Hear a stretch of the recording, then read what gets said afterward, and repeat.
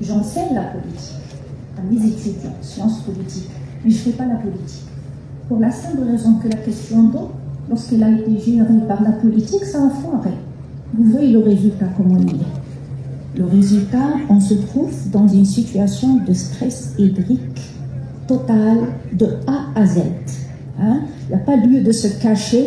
Et aussi, je veux mettre en relief une chose. Ce n'est pas l'hirondelle qui va faire le printemps. Ce n'est pas la dernière pluie qui va changer toute la donne. On doit continuer à agir sur le plan structurel, comme quoi le stress hydrique, c'est un problème profond au Maroc. Ce n'est pas l'intelligence artificielle qui va nous amener des éléments de réponse, parce que si c'était le cas, le goutte à goutte aurait amené les éléments de réponse. On ne doit pas être des enfants naïfs à ce point et multiplier la technicité. Je ne dis pas que l'intelligence artificielle n'est pas bonne en elle-même, mais ça ne peut pas être une finalité. C'est un moyen. Et il y a possibilité de toujours rentrer. Qu'est-ce qu'ils ont les moyens de l'Khtara et de Segia qui existaient auparavant, hein? Si je vois, parce que moi je peux parler de cette question avec vous dans la mesure, j'ai commencé ma recherche avec la circulaire du ministère de l'Intérieur. Il n'y avait ni loi sur l'eau, ni celle de 1995, ni celle de 2015. Il n'y avait rien. Il n'y avait que le ministère de l'Intérieur qui était présent au niveau de l'environnement pour montrer que c'était une question étatique. On ne peut pas se voiler la face. Et c'est la raison pour laquelle on n'a jamais eu un ministère de l'Environnement à part entière. Mais malheureusement, pas malheureusement, heureusement que le Maroc est dans les COP. Et si on est dans les COP, c'est que tout simplement les bailleurs de fonds pour construire les barrages doivent se faire payer. Comment ils doivent se faire payer? Avoir une gestion intégrée de l'eau. Et ce n'est pas un hasard que cette gestion doit être intégrée de l'eau et le moniteur doit être l'État. Pourquoi ça doit être l'État? Parce que l'eau, c'est un bien public. Et le Maroc a suivi l'exemple français depuis 1914. La France, arrivée sur le territoire marocain, la première des choses qu'a fait la France, ramener l'eau dans le domaine public. Ce n'est pas un hasard pour pouvoir le contrôler. Et avant, c'était l'eau, une denrée collective qui est très importante, réglée par la société, réglée par le Amrar au niveau du sud du Maroc, réglée par la Jma'a. Donc c'était une affaire de la Jma'a. Maintenant, ce n'est plus une affaire de la Jma'a, c'est une affaire de l'investisseur. L'investisseur, il peut exploiter, mais on n'a plus d'eau. Qu'est-ce qu'il va faire maintenant? Donc, est-ce que ça, c'est de la politique? Merci. D'accord, d'accord. Merci, madame. Oui. À vous la parole. Oui. Alors, madame...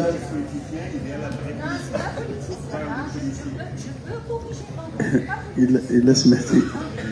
Allez-y, monsieur. Oui. Madame, moi je ne suis pas d'accord avec vous parce que vous avez un potentiel politique important. Donc je vous invite à intégrer la politique.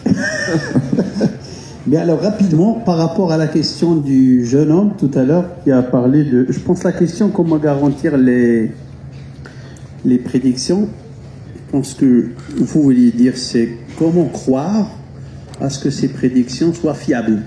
Je pense que c'est ça les prédictions, c'est un ensemble de données.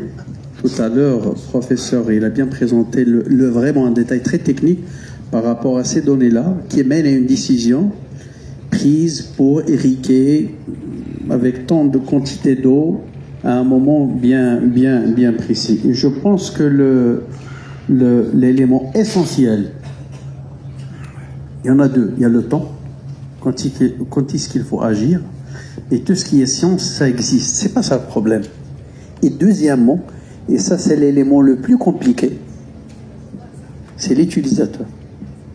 Et tout à l'heure, si vous voulez, je veux bien intervenir par rapport à l'élément humain. Parce que les sciences, les technologies, les applications, les softwares, tout ça, ça existe. Mais qui va utiliser ça? Et ça me fait revenir à l'éducation, à l'enseignement, à la formation, à l'élément humain. Je pense que c'est ça notre vraie contrainte de développement, surtout au niveau territorial. Merci. D'accord, donc merci pour vos réponses. Donc on donnera la parole maintenant au professeur Issa Mohamed pour présenter la compétition Appel à projet innovant. À vous la parole, professeur Issa.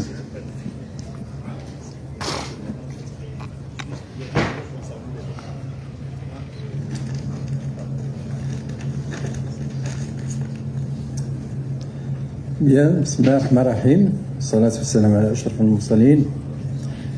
Monsieur le Président de l'Université Moulay Ismaïl, Monsieur le Vice-Président, Messieurs les chefs d'établissement, Madame et Messieurs les conférenciers, chers collègues, chers étudiants. Dans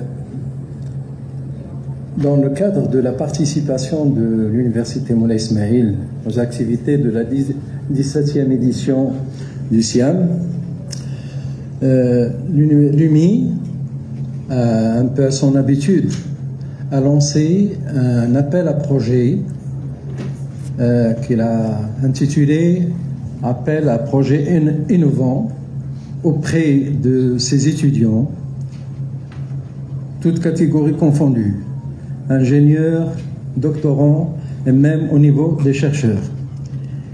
Et c'est des projets qui ont été placés sous le thème « Développement rural et innovation pour une agriculture rationnelle ». Cet appel, au fait, visait à encourager la créativité et l'innovation des étudiants, des doctorants, des chercheurs de l'UMI, en les invitant à proposer des solutions adaptées. On a eu droit à une présentation qui cadrait un peu dans ce sens-là. Des solutions adaptées aux défis actuels, notamment dans les thématiques suivantes. On a retenu 3 thématiques qui sont en conformité avec la thématique globale du SIAM. Le développement rural, l'agriculture rationnelle et la gestion de l'eau. Dans le cadre d'un souci d'organisation, nous avons établi un calendrier et ça fait à peu près 3 mois qu'on a lancé l'appel à projet. Exactement, ça a été fait le 30 janvier 2025, en fixant un dernier délai pour le dépôt et la soumission des projets le 28 février 2025. Et on a reçu plus d'une 50aine de projets innovants. Et donc, on devait évaluer ces projets-là et on l'a fait en 2 étapes. D'abord, en formant une commission de spécialistes qui touchait un peu toutes ces thématiques-là. Et je tiens à ce titre-là à les remercier infiniment parce qu'ils ont travaillé en deux étapes. Une première étape pour la sélection des projets à partir de ce qu'on a reçu comme formulaire en ligne, des séquences vidéo ou des rapports. Donc ça a été fait le 5 mars 2025 et puis on a sélectionné sur les 50 plus de 50 projets, on a sélectionné une 20aine de projets. C'était une 20aine qu'on devait traiter davantage pour affiner un peu la sélection et on les a entendus avec un entretien oral qui a été fait le 10 mars 2025. La proclamation des résultats des projets retenus a été faite le 27 mars 2025. En réalité, quand j'ai dit les projets retenus, on devrait les retenir tous. Et donc, avec Monsieur le Président, avec l'équipe de la présidence, on a opté pour primer les 3 premiers lauréats de ces projets-là. Et donc, on avait choisi ce moment opportun pour la remise de ces prix-là. Les 3 prix qui ont été faits, le moyen à l'université, comme vous le savez, sont très limités. On aurait aimé faire plus. Donc, mais j'estime que c'est quand même un geste. Et à ce titre-là, personnellement, je tiens à remercier Monsieur le Président d'avoir fait cet effort. C'est pas toujours facile. Donc, le premier prix, on lui a alloué une dotation de 10 000 dirhams. Le deuxième prix, une dotation de 7 000 dirhams. Et puis le troisième prix, une dotation de 5 000 dirhams. Donc, je vais m'arrêter là parce que peut-être on est en retard.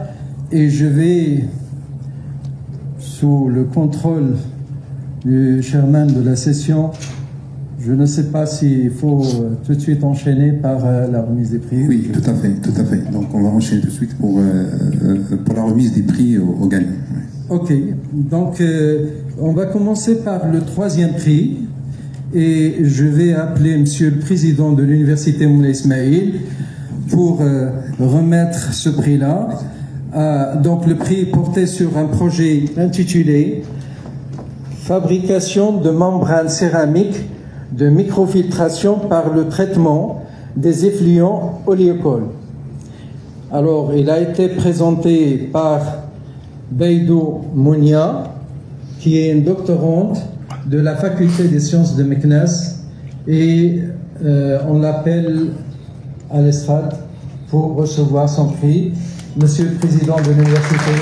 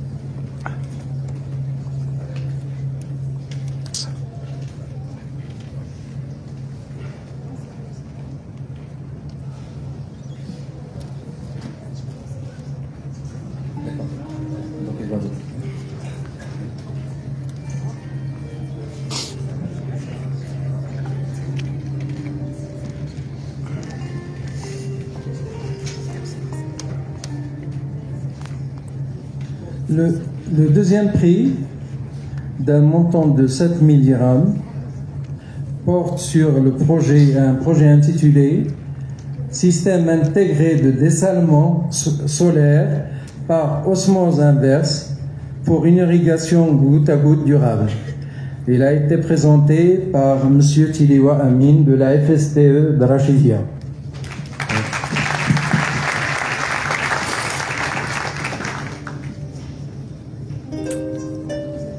Et le prix va être remis par M. Berger.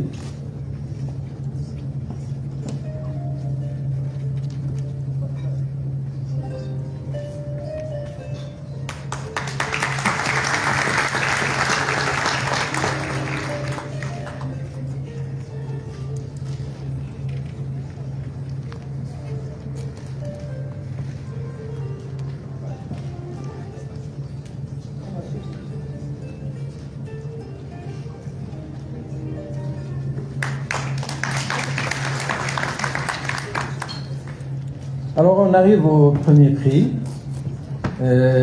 donc d'un montant, comme je l'ai dit, de 10 000 dirhams.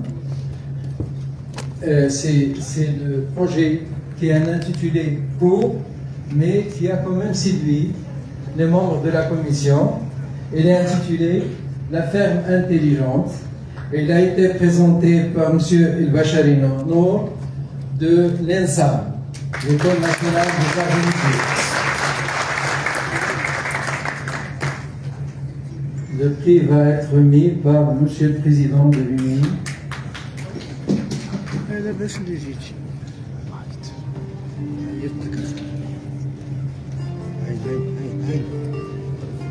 Au fait, c'est tout un groupe qui travaille, mais qui a été présenté par M. Bachar.